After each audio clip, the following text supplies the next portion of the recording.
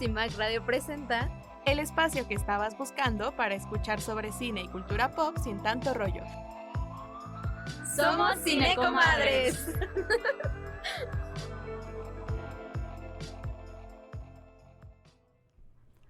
Hola, ¿qué tal? Bienvenidos a este nuevo programa de Cinecomadres, donde hablamos de cine y series sin tanto rollo. El día de hoy estamos en cabina Sujei Moreno. ¿Qué andis? Jessica Loher. Hey, buenos días. Y Paloma López, o sea, yo. Hoy vamos a hablar de un tema muy interesante que creo que ya nos habíamos tardado en tratar, ¿no? Que es como muy representativo de los géneros más importantes, yo creo, en el cine. Y que a la vez pareciera que es como una división completa, ¿no? Entre ficción y documental. Y lo que son las historias creadas, ficticias, imaginarias. Y las historias, pues, más... reales. O sea, sí, reales, pero yo siento que no está tan definida la línea. Podemos ver ciertas similitudes entre el hacer cinematográfico en general, que no necesariamente son excluyentes uno de otro, ¿no? Pero a ver, comencemos. Sí, creo que coincido con lo que dices, o más que coincido, entiendo lo que dices, de que no hay tanta diferencia entre uno y otro, si bien en la realización de cada uno se tratan de distintas maneras. Por ejemplo, el documental se tiene que ser demasiado empático con el objeto de estudio, que aunque suene un poco no humano hablar así de otras personas, pero eso son, ¿no? Sí. Cuando se hace un documental es como, voy a ponerte enfrente de una cámara, voy a analizar tus movimientos, lo que estás diciendo, y luego en edición, que eso es algo que se repite en ficción, voy a editarlo de tal manera en que todo lo que me has dicho entre en la narrativa que desde antes ya elegí, ¿no? Porque esa es como la magia del documental. Desde el inicio, pues se tiene una tesis y con base a esa tesis se van haciendo entrevistas.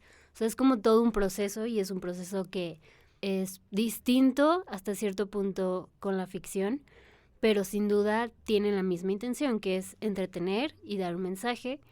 Y en lo personal a mí me gustan mucho los documentales. Programas pasados, especialmente de festivales, decía que el festival de cine que más sigo es Ambulante, y Ambulante es documental. Y ahí me he encontrado con historias que genuinamente a lo mejor nunca iba a conocer, por ejemplo, de Vietnam, de, no sé, o sea, como de lugares muy lejanos a mi realidad. Y creo que eso es lo fantástico del documental, que nos permite acercarnos a la vida de personas con las que tal vez nunca coincidiríamos, ¿no? Y bueno, dicho esto, Sujei, ¿tú cuál fue el primer documental que viste o con cuál fue el que más te marcó? El que más marcó fue uno que se llama Baño de Vida. Es muy bueno, trata sobre... Ubican estos baños que antes se ocupaban, o sea, que hace mucho tiempo estaban como de moda, que eran baños de vapor. Como comunitarios. Ajá, o sea, hace mucho tiempo, tipo Grecia, Roma. No, hace, bueno, parecidos, no tanto tiempo. Pues más o menos, ¿no? Como que ese es el concepto. Es el concepto, pero justo creo que hubo una década, no sé, 60s, que estuvo muy, muy de moda y había en todas partes aquí en México. Okay. Y que incluso, por ejemplo, yo me acuerdo que mi abuela me contaba que iba y demás, ¿no? Entonces son estos baños de vapor comunitarios y el documental pasa en eso, ¿no? Como la perspectiva de alguien que era dueño de uno de estos baños y una clienta que pues desde o sea, que siempre ha ido, ¿no? No sé si a ese, pero siempre ha ido. Entonces es como esta parte nostálgica de cómo ver esta decadencia y cómo ver que esto ya no ha funcionado.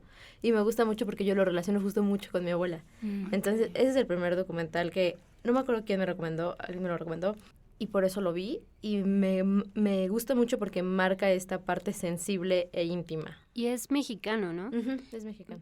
Ahorita al menos yo no tengo el nombre de la o el director, pero lo fotografió, estoy casi segura que Claudia Becerril, que también fotografió El Norte sobre el Vacío. Entonces, no sé si fue su ópera prima o demás, pero aunque yo no lo he visto, sí he visto como fotografías del documental y es muy bonito. O sea, justo le comentaba a Paloma que pues a lo mejor tal vez no es como una historia de Grecia ni de eso, pero es ese concepto de un salón azul ¿no? Como con barritas y la gente con sus toallas en los cuerpos, como tomándose un respiro y disfrutando del vapor. Y creo que, aunque no lo he visto, pues estas historias del dueño y de la clienta, puede haber más, ¿no? Como si alguna vez la clienta conoció a alguien en ese vapor, pues sí, es como lo increíble de los documentales. Y la directora es Dalia Reyes, me parece. A lo mejor tiene que ver con la diferencia de ciudades, o sea, porque pues en Mérida hay mucho calor, o sea, lo menos que quieres es entrar a un sauna. Ya sabes, la vida es un sauna ahí. Okay. Pero suena chido. Los primeros que yo recuerdo 2 momentos específicos que me hicieron como interesarme en el documental. Y tal vez no son los primeros que vi, porque siento que todos estamos muy acostumbrados a ver como documentales de divulgación, más que nada, informativos, de divulgación científica como History Channel, ya sabes. Pero los momentos que identifico como que dije, esto me gusta, o hay otras posibilidades, otras formas de contar. Uno ya lo había mencionado en otro programa, que fue la de Llévate mis amores, que también es una película mexicana. La de las madres o de las señoras que avientan comida a la bestia, ¿no? Sí.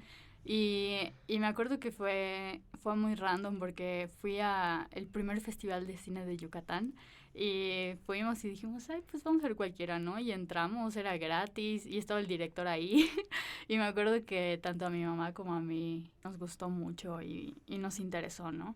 Y otro momento que dije, wow, qué chido, y que es como este otro, no sé si subgénero de los documentales que suele ser muy, muy famoso, muy consumido, que es como el de los documentales biográficos de celebridades, cosas así, que fui a ver el documental de Marlon Brando, que me pareció muy interesante porque a lo mejor no es el típico documental que entrevistas y material de archivo y cosas así, sino que hacían como, pues estoy hablando, no sé, de hace 10, 15 años y en ese momento pues la AI no era tan como ahorita y hacían como este modelo 3D de su rostro hablando y no sé qué, ya sabes, entonces yo dije wow, y lo recomiendo mucho hasta el día de hoy, pero sí, siento que esos fueron los 2 documentales que a mí me hicieron como virar a ver este género y darme cuenta que hay más allá de lo que conocía, ¿no?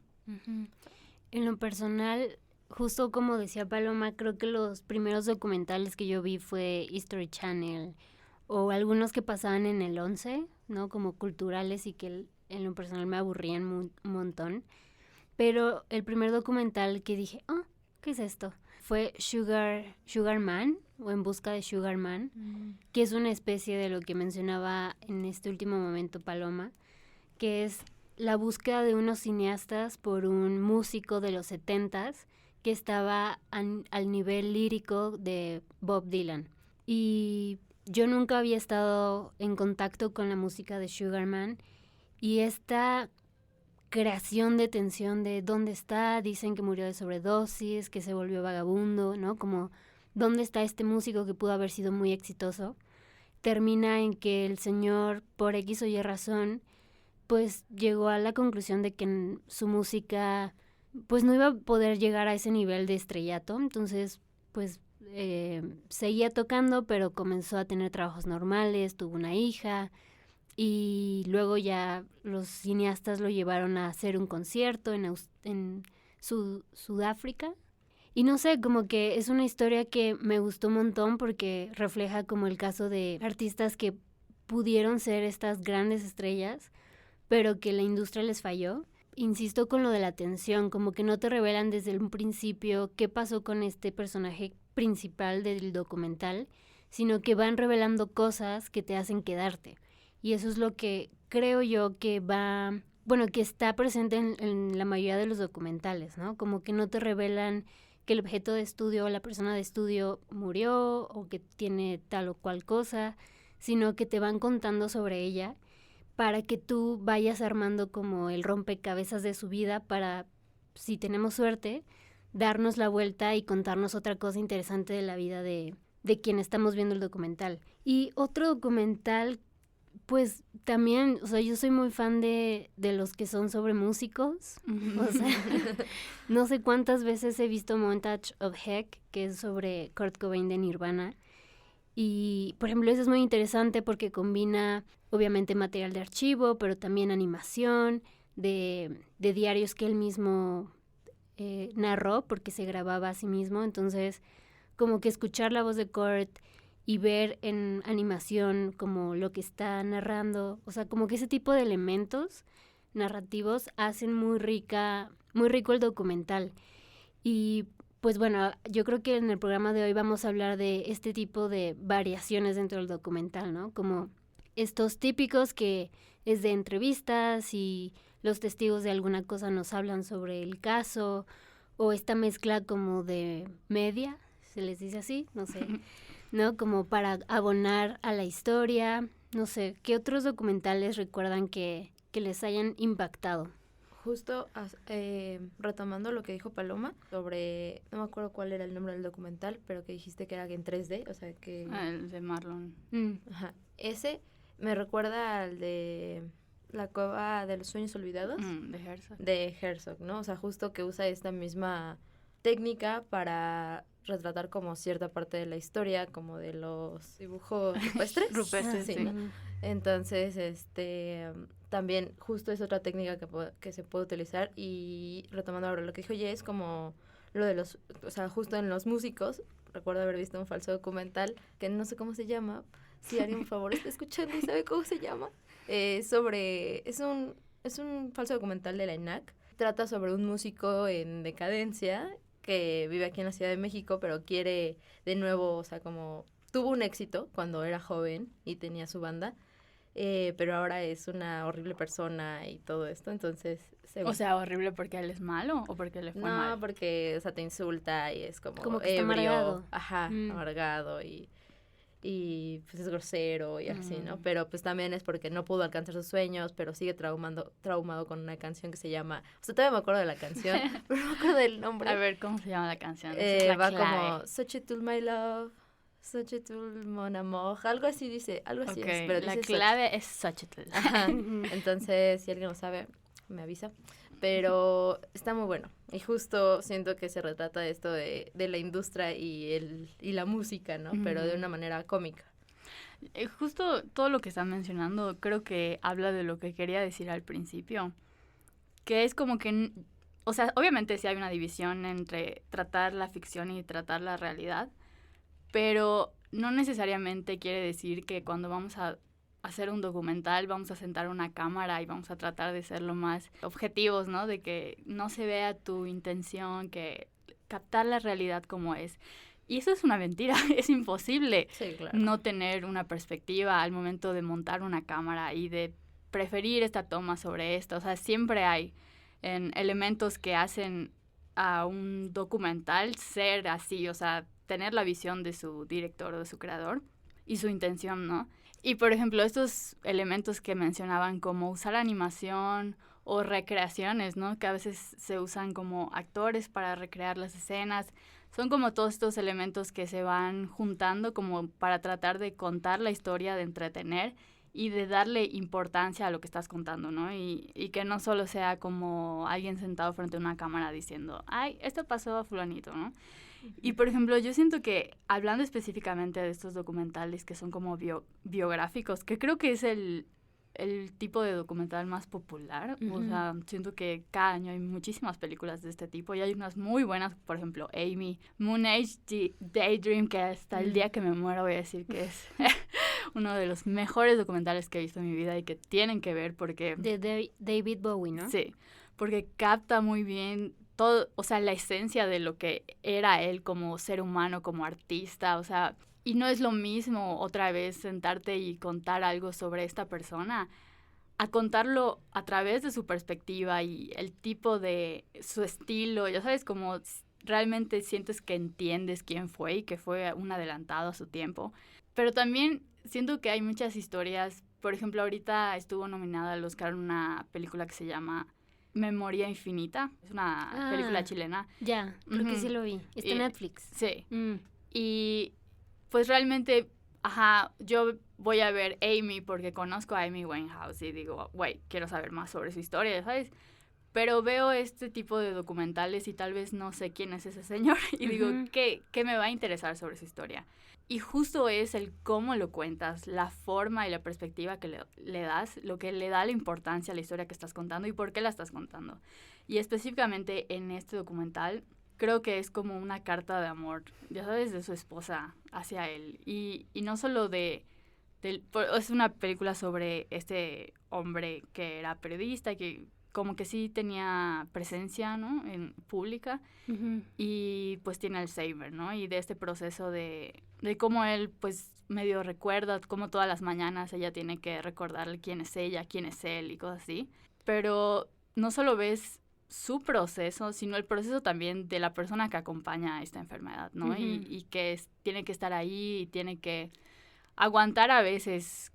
Sí, estar presente en las crisis, como que ya recordé, al principio no, como que se me borró el cassette, pero sí, justamente lo bonito de ese documental es que muestra el lado real de vivir con alguien que tiene Alzheimer, y en este caso justo es como ves al señor muy alegre, ¿no? Leyendo como él solía hacerlo, no recuerdo si intenta escribir, pero como que el lado amable, y luego cortan a él en la noche sin poder dormir porque es algo, al parecer es algo común en las personas que tienen esta enfermedad y que no recuerda quién es esa persona que vive con él, ¿no? Como que es este proceso duro de la enfermedad y justamente vemos a la señora siendo una persona muy paciente como, hey, esta soy yo, llevamos 50 años casados, no sé, y justamente, pero tú decías que ¿por qué me va a interesar conocer la vida de este señor? Y pues sí, es cierto, pero creo que también tiene que ver en, lo mencionaste, cómo lo venden o cómo te narran la historia de esta persona. Y por ejemplo, yo vi ese documental por la sinopsis y también por la fotografía que usan, que es como este señor que ya se ve acabado, la verdad, con la señora que ya está grande también, ¿no? Pero como mirándose con un amor y dices, ok, quiero conocer la historia de vida de estas dos personas que tienen que lidiar con una enfermedad que pues no tiene cura y que sin duda afecta a ambas partes, ¿no? Sí, y siento que tiene mucho que ver, o sea, cómo lo ilustran, ¿no? Creo que es algo como que incluso de esa situación se pueden sacar diferentes cosas, ¿no? Y, o sea, un documental te permite como incluso a veces reflexionar o analizar una situación, pero también hay otros momentos en donde se refleja una misma historia de diferente manera, porque justo quien la quiere documentar o quien la está estudiando tiene un punto de vista. Hay un documental que creo que se llama Un día menos y justo refleja esta parte como bonita de envejecer, como, bueno, no sé si bonita, porque también está un poco difícil, de envejecer junto con, pues, tu pareja, ¿no? Entonces se ve esta vida como de viejitos y todo, y que tú los ves en la calle y los ves agarrados de la mano, así y dices, ¿no? Y es otra perspectiva al final, ¿no? O sea, no ves ahí que pueda haber una enfermedad de Alzheimer, pero también está esa otra perspectiva que también se puede reflejar, ¿no? E ilustrar de diferente manera. Creo que otro ejemplo bajo esa línea es El agente Topo. No lo vi, pero sí sé cuál es. Que sí fue documental, ¿no? Sí. Y también nos van a perdonar, no tengo tan presente la premisa del documental, pero es este señor que entra a un asilo y pues nada, empieza a entrevistar o a acercarse con los habitantes de dicho asilo, y al menos el que presentan en este documental de Chile, si no si es chileno o argentino, pues es muy amable, ¿no? Porque también existe la otra parte donde la gente adulta mayor sufre abusos y demás, pero aquí es muy lindo y eso es algo que también hemos visto en muchas películas de ficción, ¿no? Como que cuando un adulto mayor llega a un asilo, pues es como si volviera a la escuela de cierta manera, ¿no? Como que regresa a la comunidad de su edad, de sus problemas. Y creo que, insisto, eso es como lo bonito del documental, como que te permite conocer la vida de alguien que a lo mejor no tienes cerca, pero empatizas, ¿no? Todo eso que estamos hablando de los distintos elementos que utilizas como para enganchar o para dar a conocer tu punto o cómo quieres que sea percibido lo que estás diciendo, pues tiene que ver con que hay una intención detrás de hacer un documental. No es lo mismo como a lo mejor escribir una historia y que sea pues más para fines de entretenimiento. O sea, también puedes tener mensaje y todo, pero usualmente en el documental esa es la intención, o sea, dar a conocer un mensaje, o sea, decirte algo, ¿no? Por ejemplo, darle dignidad a los adultos mayores, que pues es un problema en muchos países, ¿no? Y, por ejemplo, pues hay muchos tipos de documentales, o sea, no hay una sola forma de contar. O sea, siento que sería tedioso como numerarlos de que divulgación científica, Sí, informativo, y así, ajá. Sí, ajá. Pero, por ejemplo, algo que a mí me gusta mucho y que son estos documentales como los que se quedan con nosotros, los que tienen estos tintes, que son el documental poético, que se apoya en este tipo de metáforas o en la forma en la que lo estás contando que en lo que estás diciendo, ¿no? Como para generar algo en el espectador más allá de lo de hacerlo de manera informativa, como o sea, ¿sabías como que está más concentrado en la forma que en el fondo? No que en el fondo, sino en la forma, estamos concentrados en la forma que en el mensaje, pero en cómo estructuras ese mensaje, o sea, de como no es testimonial, no es o sea, que es más ambiguo. Exacto, pero busca generar esto y siento que son los que impactan más, es lo que yo pienso. Ya sea que, bueno, tampoco sé pues cómo delimitar, o sea, en ningún género puede delimitarse totalmente y decir, esto es documental poético, ¿no? Pero en estos que hemos estado mencionando creo que tienen tintes de eso. Por ejemplo, hay uno que se llama Kusama Infinito, que es del artista Kusama. Es una artista japonesa que... ¿La de los puntos? Exacto. Y que me gustó mucho. O sea, yo la verdad no tenía ganas de verlo. Y no me acuerdo por qué terminé viéndolo. Y me pasó esto que me pasó con el de David Bowie, que yo no conocía. Bueno, en este caso era alguien completamente ajeno a mí. O sea, yo literal solo sabía que era la señora japonesa de los puntos. Y cuando lo vi, sentí que pude ver a través de su arte, de sus creaciones y de cómo está hecho este documental, cuál es su esencia y cuál es su dolor y ya sabes, como su psique y por qué hace lo que hace y por qué es tan impactante y cosas así. Entonces siento que otra gran directora de documental que para mí es lo que yo no lo sé, yo definiría como cine poético es Agnes Varda. Ay, sí, mi diosa. Porque yo me acuerdo, o sea, yo la vi muy tarde, o sea, y no he visto todas sus películas, pero siempre la escuché, ¿no? Como Agnes Varda, y sobre todo cuando murió, siento que sonó mucho su nombre, pero por ejemplo vi la de la de la pizca, los recolectores. ¿Cuánto de ella está en ese documental? Ya sabes, llevándolo a diferentes contextos, ¿no? Ella como haciendo metáfora del término en sí mismo y de repente cortar a ella en su departamento, hablar de sí misma y de cómo ella se mezcla con lo que está contando y te hace ver qué importancia tiene para ella y cuál es su relación con el tema y por qué se le ocurrió el tema y cuándo empezó. Ya sabes, para mí es increíble. Sí, y justo siento que Agnes... o sea, yo también me gustan mucho sus películas que son como ficción, que en realidad son no tan ficción. Se siente algo igual muy como personal. Pero me gusta que en sus documentales incluso haga críticas sutiles, o bueno, no sé si críticas, pero como símbolos sutiles a cómo nos relacionamos con nuestro entorno o cómo eso nos afecta o cómo incluso como cineastas, ¿no? Que quieren plasmar algo en sus películas, cómo se nota el impacto que tenemos en el espectador y en el, decíamos, objeto de estudio, ¿no? Entonces, me gusta mucho justo Agnes que plasma de manera íntima y poética es los mensajes, porque no siempre son iguales, no todos sus documentales, ¿no? En la de Las playas de Agnes igual se maneja esta parte como que se abre a las demás personas, siento, ¿no? O sea, no es que estuviera cerrada, ¿no? Pero se entiende, ¿no? Pero bueno, Antes de continuar, creo que ha llegado el momento de hacer una breve pausa. Mientras tanto, no se olviden de seguirnos en redes sociales. Estamos como Violeta Radio en Facebook, Instagram y X, y como Cinecomadres en Facebook, Instagram y TikTok. Ya regresamos. Esto es Cinecomadres. En CIMAC Radio queremos escucharte. Comunícate con nosotras al 55 60 60 55 71 55 60 60 55 71 y déjanos conocer tus opiniones sobre nuestra programación. CIMAC Radio, periodismo con perspectiva de género. Y ya estamos de regreso aquí en Cinecomadres. Antes del corte estábamos platicando sobre Agnes Barda y ya descubrimos cuál es el título. Se llama Los Cosechadores. Y además de ser como este tipo más poético de contar, también entra en otro no subgénero, pero en otra forma de documental, que es como el documental Yo se nos trabó.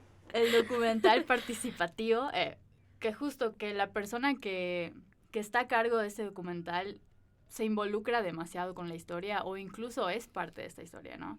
Y un ejemplo que traigo aquí es, yo lo había mencionado de hecho hace poco en el cine bélico, que es la de Vals con Bashir, que justo sí es un documental, pero toda la película lo ves pensando que estás viendo una película animada y al final te das cuenta que es un documental y que está muy chido.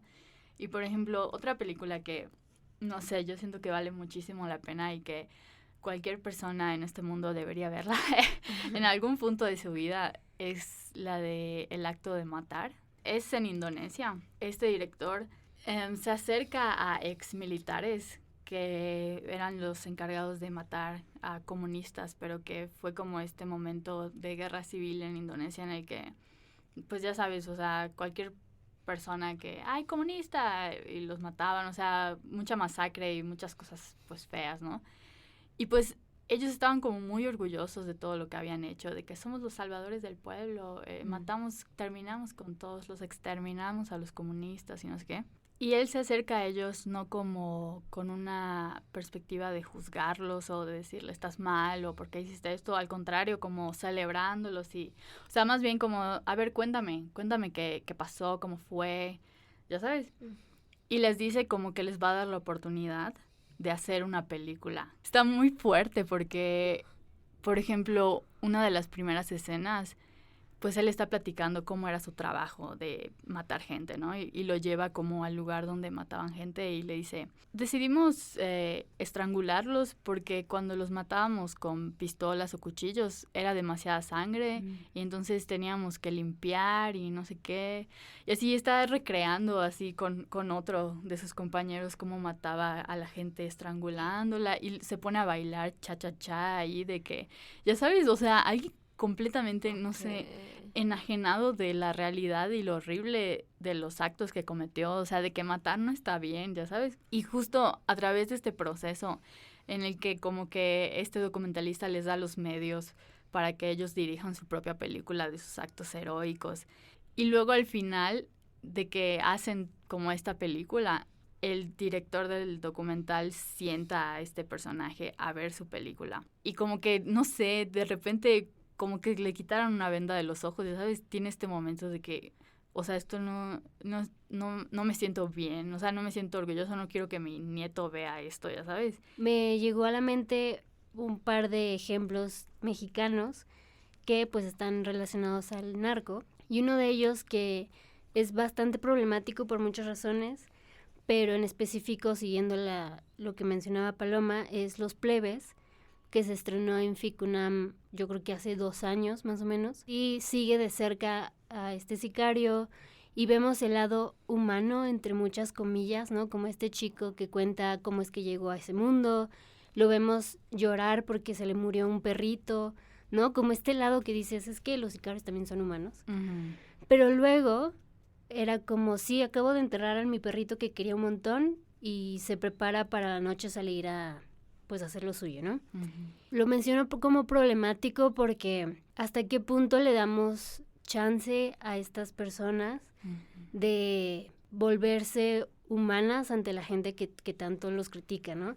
A mí en lo particular se me hace raro como permitirles decir, hey, sí mato un montón de gente que pero no me ha hecho bueno. nada, pero lloro porque se me muere un perro. Pues claro, eres una persona, ¿no? O sea, a lo mejor no lloras cada vez que te acuerdas cuánta gente has asesinado, pero sí porque pues, lloras por un animalito que te daba el amor que a lo mejor te faltó, ¿no? Con este ejemplo iba de que muchas veces los directores y directoras intentan como hablar hablar de temas como muy polémicos, pero que de cierta manera nos hacen expandir la perspectiva que tenemos de ciertas problemáticas, ¿no? Por ejemplo, en este caso el narco, en el caso que mencionaba Paloma, como de estos asesinatos contra gente inocente. Ahí está la cosa, porque sobre todo en este tipo de cine documental con objetivos o mensajes pues más densos, entra lo que veo también en el periodismo, ¿no? Como el lado ético, ¿es ético lo que estás haciendo? O sea, por ejemplo, pienso ahorita en Iñárritu, que lo menciona en Bardo en su película, que fue al borde donde cruzan los migrantes de México a Estados Unidos, para hacer esta como experiencia inmersiva que trajo acá, que se llamaba Sangre y Arena, algo así. Y se autocritica a sí mismo como alguien, como este creador que, yo fui, los grabé a una niña sola que acababa de morir sus papás, agarré lo que fui a buscar y luego me fui, ¿no? Y luego lucré con esto. O sea, tal vez, según yo, tengo una buena intención de dar a conocer esta perspectiva, pero a la vez estoy utilizando a esta gente que su realidad es muy horrible y me estoy beneficiando de ella, ¿ya sabes? Por ejemplo, hay un documental de 1977, me parece, que se llama Agarrando Pueblo, que justo desde los 70s ya se hablaba de esto, se tenía esta noción, porque es como una parodia, o sea, pero no tan parodia en el aspecto de que hacer burla o ridiculeces, pero se trata como de estos documentalistas que están, obviamente es un falso documental, pero están como buscando tomas de la miseria para la televisión, ¿no? Y como que les dicen, a ver, pero haz como que no tienes zapatos, a ver, quítatelos. Ya sabes, así como es staging, como fabricando estas tomas porque es lo que necesitan, ¿no? Pero y justo van con gente que sí está en pobreza y que sí vive en la calle y como que al literal los tratan como props, ¿no? Como objetos de que, ay, dale, vas a salir en la tele.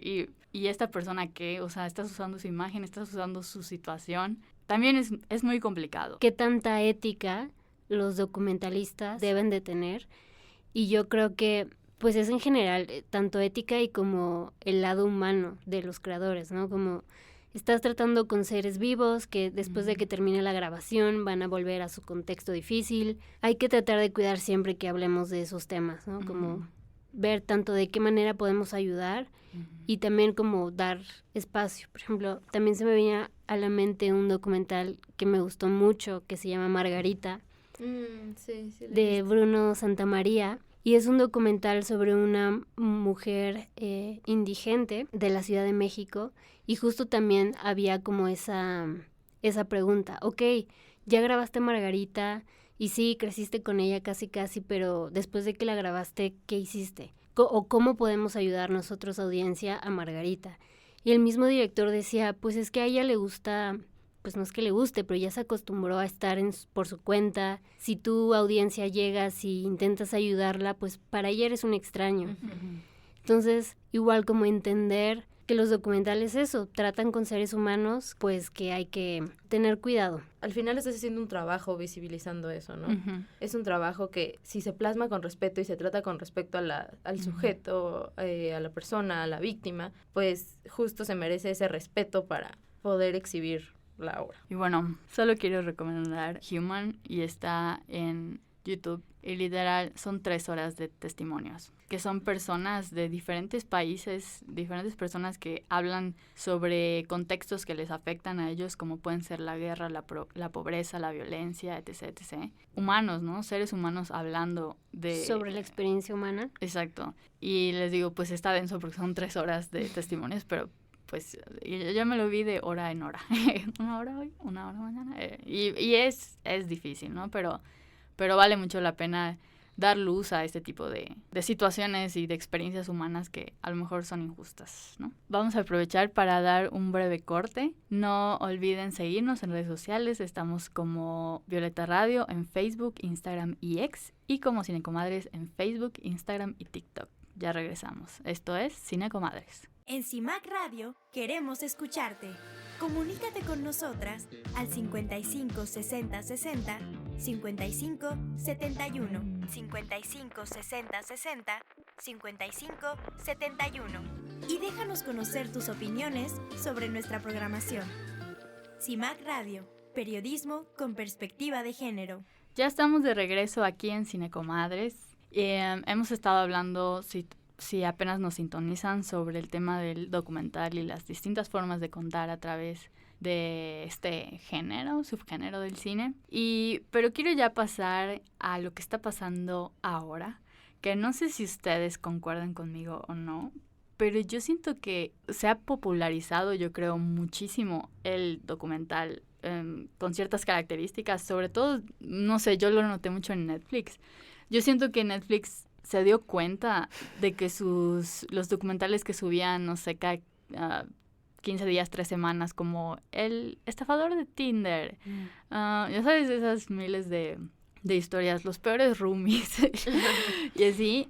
Y yo siento que a partir de, no sé, finales del año pasado, como que dijo, voy a apostarle a esto. O sea, aquí está el dinero en el moro de la gente, porque ha habido como no sé, o sea, siento que cada semana hay 5 estrenos o sea, ya ni, siento que antes sabía cuáles eran los documentales de Netflix que estaban de moda, como No te metas con los gatos, que ese está muy chido, ya sabes. Y de la nada ya hay 1 millón y ya ni siquiera sé, o sea. Y también la calidad bajó, para ser honestos. O sea, como que al principio justo tenían 2 estrenos al mes, o 1 incluso, y de repente empezaron a notar que, claro, la gente veía estos contenidos porque, pues claro, el morbo, había un crimen, pero sí, conforme más atención le dio la audiencia, yo siento, bajaron la calidad. Es que siento que ya se volvieron demasiado genéricos.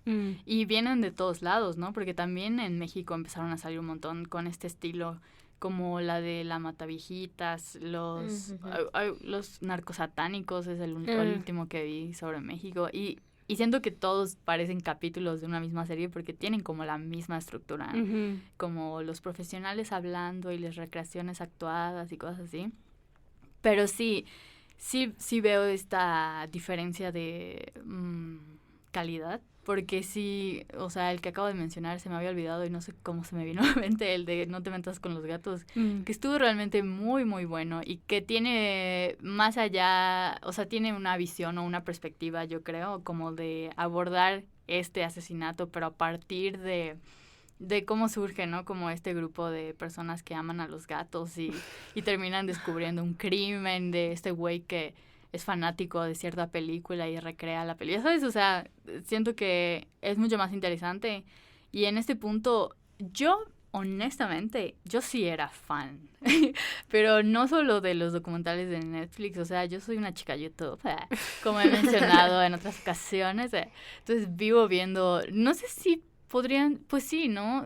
Considerarse documentales, pero más informativos y de divulgación científica con este tipo de cuentas que hay en YouTube dedicadas a la información, así como cosas, no sé, los 10 mejores.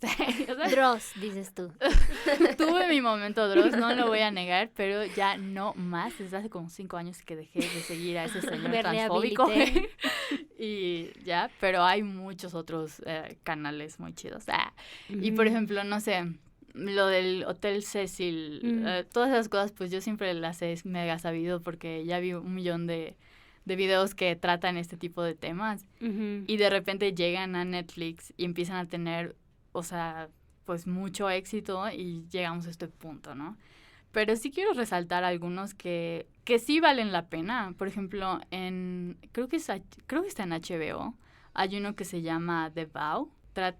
Este es un poco más largo porque también como que se generalizó esta fórmula de mini documental de 3 episodios de tal cosa, ¿no? Y con esta mirada como de detective, de la policía y cómo lo descubrieron así. Y este es más largo, o sea, son 2 temporadas y cada temporada tiene como 8 capítulos de 1 hora, o sea, es bastante contenido. Y que me gustó mucho porque sí va a detalle a todo, ya sabes, como no es un repaso rápido de las cosas más grotescas como para que digas, ay, qué horror, y lo veas y te guste, sino que, pues sí, es que honestamente... Es por morbo. Es por morbo, es por eso está explotando Sí. yo creo. Y ese sí como que, como desarrolla toda la historia y te hace comprender todo lo que está sucediendo y como tomar conciencia. Es sobre cultos. Creo que sí, de Estados Unidos, ¿no? Donde los marcaban. Ajá, NXIVM. NXIVM. Y de hecho, el único lugar donde sigue vigente es acá en México. Uf. Con el hijo de Salinas. Wow. Ajá. Hubo un montón de John Bennett, de esta chica que hacía pasarelas de niña, que fue asesinada dentro de su casa. Y también es muy interesante este fenómeno porque si ya viste un documental sobre ese caso, ya sabes la historia, ya Ujú. sabes el desenlace, ¿no? Por más que te vendan con nuevos descubrimientos, pues no, o sea, el descubrimiento que más importa es que hay una niña asesinada y que hasta el día de hoy no se sabe quién la mató, ¿no? Pues en ese caso la verdad es que no entiendo por qué se siguen haciendo. Si ya hay uno o 2 documentales, ¿en qué momento la gente a cargo de estas producciones dice, bueno, vamos a recrear, vamos a contar desde otra perspectiva, ¿no? Como, ¿en qué momento los creadores paran de contar estas historias que ya son viejas? Y que lo que dice Paloma, a lo mejor ya hay una investigación mucho más grande en YouTube o en los mismos noticieros, ¿no? Como, ¿por qué nos vamos hacia ciertos temas y por qué abandonamos otros? O sea, siento que el mejor ejemplo de esto es Gypsy, que es una figura súper mediatizada ahora, ¿no? Y todo el mundo sabe quién es. Y justo partió del morbo de su historia y de cuántos contenidos subieron, de que, o sea, la verdad es que yo no he visto ninguno. O sea, conozco su historia de YouTube, pero no he visto como las películas o cosas que hay de ella. Pero sí siento que es un tema que está una y otra vez y vuelve a salir y vuelve a salir. Otro, por ejemplo, es el caso de la princesa Diana, que siento que nunca dejan de salir contenido sobre eso. Y pues obviamente la intención pues ya no es descubrir qué pasó o dar a conocer sí, ¿no? Como que existe este misticismo alrededor de ella que dice, no, es que no murió así. La realeza la mató. Como lo que, teorías. como que lo que es real pasó con... reptiliana. Ajá, o sea, como que, pues eso, nos gusta contarnos cuentos Ujú. y por eso hay tantas historias. Pues sí. Hablando de estas series documentales de Netflix, o sea, alejándonos un poco del true crime, sí hay otras que a mí me gustan mucho, ¿no? Como En pocas palabras, que son como miniseries y tratan temas diferentes, ¿no? Como la sexualidad en pocas palabras, y son 6 capítulos. Okay. Esa siento que está muy chida.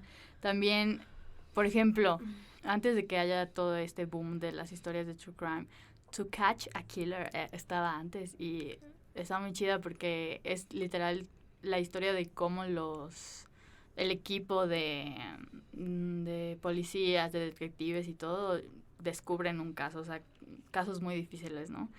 Y por ejemplo, Abstract o Tales by Light, que exploran como perspectivas de diferentes artistas y la creación de su trabajo, o sea, siento que hay cosas muy interesantes, ¿no? Que sí valen la pena. Y por ejemplo, Chef's Table, yo siento que es una obra de arte.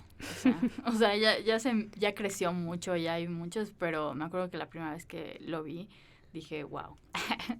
¿Ustedes qué Pues justo recomiendan? saliéndonos un poco del true crime, yo soy súper fan de los documentales de estos donde te tienes que alimentar mejor y no sé, como de medio ambiente y naturaleza y todo esto. Y no voy a dejar pasar la oportunidad para recomendar el de Zac Efron, que se llama... no lo vi nunca. creo que es Con los pies bajo la tierra, algo de los pies y la tierra. Ok. Y pues va viajando alrededor del mundo y visita diferentes países y ciudades y de cada una va aprendiendo como que algo, ¿no? O sea, por ejemplo, creo que en uno es Italia y va y conoce a personas que tienen como más de 100 años. Entonces la tasa de mortalidad de toda esa comunidad de ese lugar de Italia es más de 100 años. O sea, pero dicen que nunca han comido carne, ¿no? Y así va con otro que le explica como el agua, ¿no? De que a veces entre más minerales tiene es mejor, o que a veces es demasiado pura, o un agua que cuesta carísima, pero solo debes de tomarla como una vez al año, o así, o sea, como que todo ese mundo, pero de diferentes, o sea, justo como aprendizajes de diferentes países. Está muy bueno. Y también otro que es el de, como de esta crítica que se llama Plastic Ocean, que es como crítica a toda la basura que desechamos en los océanos y que pues mata peces, o sea, y no solo son los popotes a las tortugas, pero bueno, qué tan sonado fue eso, ¿no? Entonces, con este tipo de documentales siento que sí se crea cierta concientización, y no solo en eso, también como en la forma de alimentarte y todo eso. O sea, yo gracias a todos esos documentales de repente digo como, ay, voy a hacer ayuno intermitente, voy a hacer ayuno. y de alguna forma sí te ayudan algunas cosas, o por esos tipos de documentales me hice vegana, bueno, vegetariana, perdón. Lo hice mal, pero pero pues sí, o sea, de alguna forma sí aprendes algo, ¿no? Y me gustan mucho esos documentales. Sí, como que te acercan a temas que a lo mejor no habías tenido tanto contacto. Y justo, o sea, no es que lo hiciste mal, solo estás aprendiendo. Exacto. Y está bien, porque pues ahorita solo tienes la guía de un documental. E incluso, o sea, personajes como muy como famosos también ayudan a que ciertas ideas pues, ¿cómo se dice? Como que se esparza. Se difundan. Se difundan, ¿no? Hay uno no sé si es Max, Star Plus o Amazon Prime. No, es Disney. Casi. Ninguna de las anteriores. Es Chris Hemsworth, es Thor. Como que va pasando por ciertas pruebas de físicas, o sea, y tú lo ves y dices, es muy sano. Claro. Y no lo es, ¿no? Entonces, pero él tenía miedo como de envejecer o de tener Alzheimer y todo esto. Entonces se va haciendo ciertas pruebas, va cambiando su alimentación, su manera de hacer ejercicio, y está muy buena porque en cada una no solo es eso, sino te da aprendizajes. Por ejemplo, en el de Alzheimer te dice cómo fortalecer tu memoria, o hay otro en el que es como cómo la sociedad influye en nosotros para ser, o sea, no solo mejores personas, sino para crecer y desarrollarnos mejor, ¿no? Y que es fundamental, ¿no? Porque somos un ser social. Pero bueno, está muy bueno también. Todos los que estás diciendo me están prendiendo foquitos en mi mente, de que estoy recordando. O sea, primero, en Netflix también hay cosas muy interesantes, como por ejemplo la de las prisiones. Este güey que estuvo en prisión y como que entras una semana o 2 semanas a diferentes prisiones de todo el mundo para mostrar cuáles son las condiciones o la calidad de vida de los presos y cosas así. Está muy chido. Y hay otro que no he visto, pero que solo de verlo digo, wow, o sea, no sé si lo quiero ver, que se llama Soy Acosador, y que es como creo que yo vi unos episodios a estas personas. Y justo también en este de las cárceles pasa eso, que pues el que entra y convive con ellos, habla con ellos y ves las diferentes perspectivas de los que están arrepentidos y de los que pues no, ya sabes. Entonces también está muy interesante. Quiero retomar lo que dijiste de que te hiciste vegana, ¿no? Porque es muy real, o sea, el poder de la información, o sea, y quiero mencionar este contraste que hay, o sea, que sirve muy bien para retomar lo que hemos estado hablando todo el programa, como las diferentes maneras de contar, porque siento que este tipo de documentales sobre la comida son muy, muy famosos. Y hay uno, no sé si lo conocen, que se llama Food Inc., que muestra, pues es muy, muy informativo casi, pero muestra la realidad de cómo es la industria de la comida en Estados Unidos y cómo funciona, y pues que es algo muy inequitativo para la gente que, por ejemplo, los que tienen ranchos, los que cosechan, o sea, está muy horrible la situación allá, la neta, y entiendes por qué la comida o verduras, todo lo que bajado. llaman orgánico, ¿no? También, Ajá. o sea, como el privilegio de esto es orgánico, te aseguro que no va a tener los mismos contaminantes que algo del súper. Y todo esto de la semilla de los transgénicos que hacen que tus verduras se vean bonitas, pero que le quitan como el 80% de sus propiedades o las cosas que tienen. Y como, o sea, literal, en Estados Unidos es ilegal cosechar cosas normales, naturales. O sea, tienes que usar la semilla transgénica, como que se capitalizó la cosecha, ¿no? Está muy bueno. Pero te digo, es muy... O sea, hay esta presencia, hay esta voz en off que te está llevando, que te está contando todo, que te está mostrando los testimonios de las personas, ¿sí? Por ejemplo, está este otro que también como que trata de hacer un comentario a la comida chatarra, que es el de Super Size Me, que es este güey que decide comer McDonald's todos los días por un mes y así. Y está este otro ejemplo que viene de Austria, que se llama Nuestro Pan de Cada Día, o Daily Bread, que o sea, siento que es un gran ejemplo de las diferentes maneras de contar en el documental, y de que no solo hay una forma de hacer documental, porque tenemos estos documentales llenos de información y persuasivos, pero no en mal plan, ¿no? O sea, como en, güey, esto es un problema, está pasando y te voy a mostrar todas las pruebas posibles. Y en este otro lado es totalmente contemplativo, o sea, no hay ni una voz en off, no hay palabras, no hay ningún testimonio, solamente ves por 40 minutos, creo, un día en la industria de la comida en Austria, ya sabes, y pues no necesitas decir nada, ya sabes, las imágenes te lo están diciendo todo, entonces está muy chido. Y ya por último, solo quiero mencionar que el nuevo National Geographic, Netflix lo está haciendo muy bien en darle pelea. No sé si han visto Nuestro Planeta. La calidad, yo digo, ¿cómo grabaron eso? O sea, muy, muy bueno, se lo recomiendo. Ya lo pongo para dormir. Justo también en Netflix hay uno que se llama, o sea, ahorita mencionando, hace rato me acordé que mencioné lo de la sociedad, también hay uno que se llama El Dilema de las Redes Sociales, que está muy bueno, y justo se contrapone a todo esto de la naturaleza, y es cómo nos observan y nos manipulan mediante las redes sociales, y entonces dices, voy a cerrar mi WhatsApp, voy a cerrar mi Insta, todo eso, pero después dices, ¿y qué hago? Pero está muy bueno. O sea, sí, me espían, ¿y qué? ¿Y qué hago con mi vida? Hay 3 millones de personas en este país. Ay, no es cierto, no sé cuántos, 20. Pero es que, de verdad, te sientes como o sea, es como, wow, o sea, soy su esclavo. Sí. O sea, es horrible, o sea, te sientes como, les pertenezco. Es horrible. Solo quería decirlo. Oye, tenemos que hacer uno de cine de conspiración y hablar de todas nuestras ideas conspiranoicas. La Tierra, no es cierto. La Tierra no es plana, no sean ridículos. Pero bueno, para ir concluyendo, ¿hay alguna última recomendación que quieran hacerle al público? Sí, de manera rápida, y siento que son esenciales de la última década.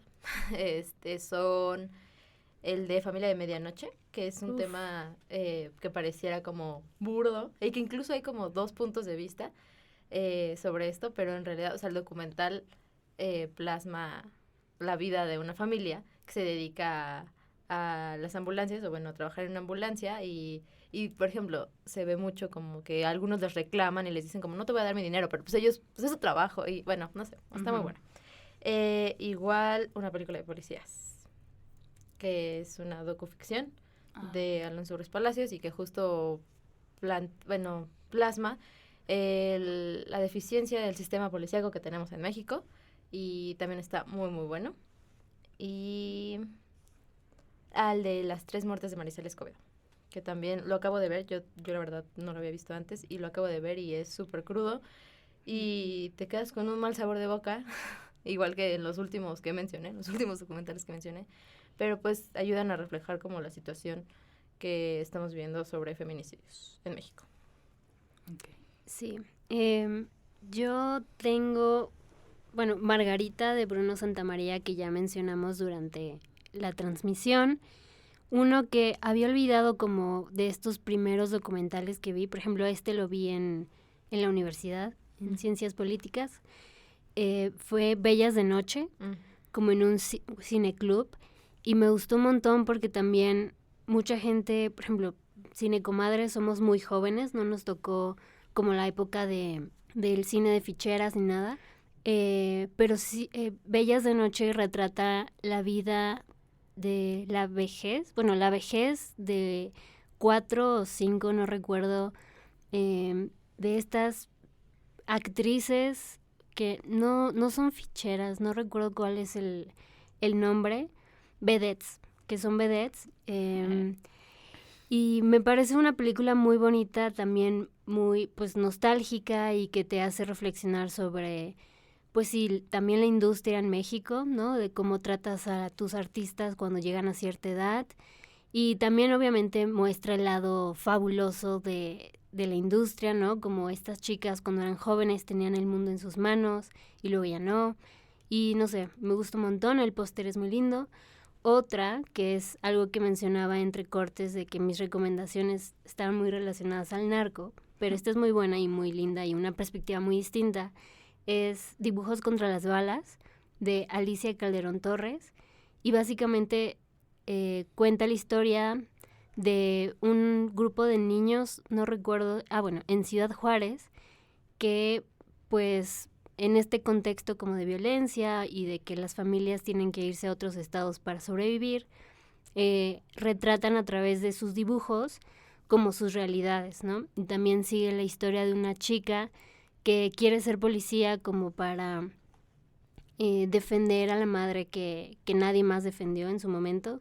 Entonces es una historia como muy emocional en el sentido de que hay un montón de niños como estos chicos y chicas que están vulnerables ante el contexto que vive México y en el mundo.